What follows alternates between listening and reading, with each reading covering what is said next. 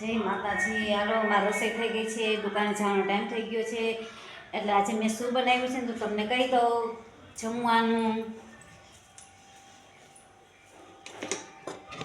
આમાં પણ રોટલી છે, આ પણ સાથે પાપડ, આ ભાત, અને આમાં પણ કઢી છે, અને આમાં ગુવાનું શાક બનાવ્યું છે. અને અમારી રસોઈ કેવી લાગે છે કોમેન્ટમાં કહેજો. અને તમે આજે શું બનાવ્યું છે તો તમને કહેજો. અમારો વિડીયો ગમે તો લાઈક કરજો, શેર કરજો ને સબસ્ક્રાઈબ કરી દેજો. જય માતાજી.